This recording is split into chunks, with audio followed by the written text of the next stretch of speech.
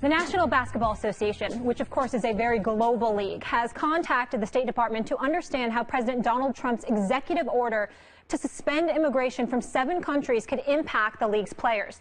The NBA contacted the State Department before that travel ban ruling, this according to Yahoo. Warriors head coach Steve Kerr, who lost his father to terrorist attacks, had a strong stance on the subject. Take a listen. I would just say, that as someone whose family member was a victim of terrorism, having lost my father, if we're trying to combat terrorism by banishing people from coming to this country, by really going against the principles of what our country's about and creating fear, it's the wrong way to go about it. If anything, we could be breeding anger and terror, and so I'm completely against what's happening. That was Steve Kerr on Trump's travel ban. Max, what's your reaction? First, let me say my reaction is everyone around here, and I'm sure at other media outlets, is very concerned with, if you're going to talk about this subject, getting the facts right. Let's make sure we have the facts right. And it's a little bit frustrating to talk about it because you have to be so careful with how you phrase things. And the reason that's frustrating is because the president and his press secretary and other official mouthpieces do not have to be careful about the facts and how they phrase things. They can get facts wrong. And they can get facts wrong and insist that they're right, which either means that they're lying, or maybe even more horrifyingly, that they really don't know how to vet information. But they're just plain facts that are undisputed that they dispute.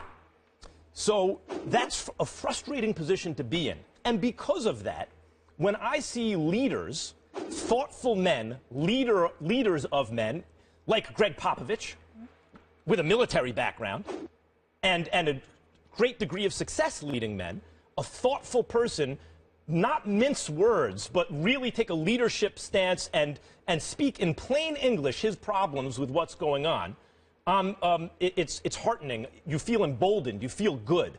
And I did a final take about that last week. And Steve Kerr, the same thing, who's suffered tragedy at the hands of terrorists, his father. For him to come out and not mince words also feels good. Another leader, on the American sports scene. Good for them. It makes me happy. And so, look, what are we really talking about here? Steve Kerr's not a rabble-rouser. Not a rabble-rouser. Solid citizen, Steve Kerr. So I'll get the facts very clear here. Forget about just the ban and all that and how that'll affect sports. Let me just say that the reason that Steve Kerr and others, it seems to me, the sense of there's kind of a heightened sense of alarm here, is that if the reports are true from the pro bono lawyers at the airports, when the federal courts gave an order and Customs and Border Security ignored it. Now, if those reports are true, then the question becomes, did they not fully comply with a court order because they didn't know everything, or because they were intentionally ignoring the courts? And if that's the case, if that's true that they were intentionally ignoring the courts, then the question becomes, is that on order from the executive branch, from the White House? Because if that's true, we have a constitutional crisis and an attempt to undermine the Constitution and take over the government, bypass checks and balances by the executive branch, by the president. That is the most shocking thing that has happened, if those things are true, in the government in my lifetime. At least I'm 43 years old. So that's, to me, what seems to be the real kind of threat and underpinning of the kind of heightened alarm by people like Popovich and Steve Kerr, the attempt at authoritarianism. And I'm very proud, when I see the way people have come together around this issue in the sporting world and in other places, the demonstrations at the airports. It makes me proud to be an American, and I love to see the way people are coming together and rallying around this issue. Really, proud might not be the right word, but that's the word that best describes how I felt about Popovich and how I feel about Steve Kerr today. Well, I respect the hell out of Steve Kerr. And his thoughts on such matters definitely resonate with me, considering what happened to his dad when he was 18 years of age and at University of Arizona, and his father was murdered by terrorists in Beirut. We understand that. I have profound respect for Greg Popovich, and I certainly have a problem with this ban, which to me clearly appears to be a ban against Muslims, no matter which way they slice it. Here's where we also all have to grow up and embrace the reality of the situation. We don't want to sit up there and say it with such situations like this, but money talks. And why would I bring up money? Because I'm looking at the countries on Trump's ban list here: Iran, Iraq, Libya, Somalia, Sudan, Syria, Yemen. These are all countries that are on Trump's banned list, none of which he does business with. But the other countries that he does business with: Saudi Arabia, Egypt, Turkey, the UAE. He does business with all of those. None of them are on the list. So now we have a That's situation, essentially where the hijackers of 9/11 came from. Those are the countries of origin. Right, and when we talk about Saudi Arabia, according to reports, including the Cato Institute, which is a conservative leaning institute, what is the number here? 2,300 and change are the terrorists from Saudi Arabia. And so when you look at it from that perspective, and the fact that they're not on your ban list, but you do business with them, and you're quoted during the campaign talking about how they buy apartments from you, they generate anywhere from $40 to $50 million from you, you love these folks. Now we get into a dicier situation as it pertains to conflict of interest on the part of our commander-in-chief. Why does that resonate? Because all of these things are things we essentially knew during the campaign. We knew about the wall, the big, beautiful wall that the Mexicans were going to pay for. We heard about that.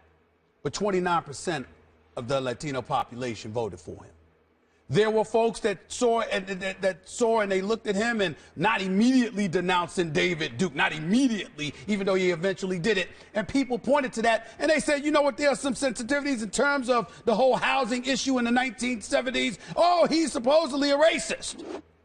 But he got 2% more of the black vote than Mitt Romney. Then we saw Hillary Clinton out there speaking in a fashion that resonated with various minority communities.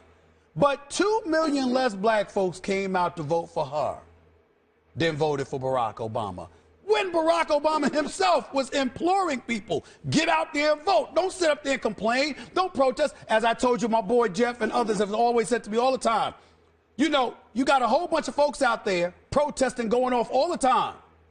Conservative folks, they don't say too much. They just go to the voting polls and they vote. And so as a result, when we look at this for what it is, Max, what it comes down to is, regardless of how much folks may not like it, the 62.9 million people that voted for this man, he told them he was going to do this. And they voted for him anyway. That's why it's important for the media. And that's what it is. And that's why it's important for the media. I'm not talking about left or right, just conscientious members of the media. Right. Institutions are only as strong as the people in them, right? And that goes for institutions across the board in this country. During the campaign, once he was elected, I and others said, okay, clean slate time. Many people couldn't get past the divisive rhetoric of the campaign and said, no clean slate. But I and others, like you and others, said, look, okay, now we'll see what not candidate Trump does, but what the administration actually does when in office. And since he assumed the office, he has done everything that he said he was going to do. So now it's time. It wasn't just rhetoric. They were promises that he is now executing. And so for the press to sit idly by and mince words and be super careful about how you talk about it is not okay. And I use, for example, the way we talk about this. We go over meticulously, making sure to get the facts right. Media outlets, organizations, other institutions, let's get the facts right. But the administration doesn't have to. And now that it's actually an administration, not a candidate, the president, now they have to be held to account, must be brought to, I mean, that's the way it is. When there's a religious test in this country, which they are denying, but obviously Giuliani on Fox and others have said, yeah, he wanted to do this. That's not okay. It's anti-American. It is not okay, and people shouldn't sit still for it. It's not okay. It's not okay, but the American people decide what is okay and what is not okay by who we elect to put into office. And then you're going to have people that look at his list. They're going to think about what Obama did with Syrians and Iraqis in 2011 and beyond. They're going to have questions. We don't know the answers. We're not trying to go there. But for the purposes of Steve Kerr's comment and Greg Popovich's comments, your comments, which are all valid, we have to recognize that these are alarming concerns. But I believe the biggest concern of all is the fact that he said what he was going to do. He is doing it, and 62.9 million people evidently support it or have buyer's remorse or voter's remorse. It's one or the other. Something is wrong, and that is the way that it is. Something's really wrong if they're disobeying court orders. That is a real problem. If that's the case. Some accuse Obama of doing the same thing. No, you had to be very careful. But no, that's the problem. There's zero equivalency between what's going on now and the Obama administration. Not in their eyes. Zero. But not in their eyes. But that's the problem with pretending that there are alternative sets of facts. There is one set of facts, and there is no equivalency. Not to the people. We have to go to break.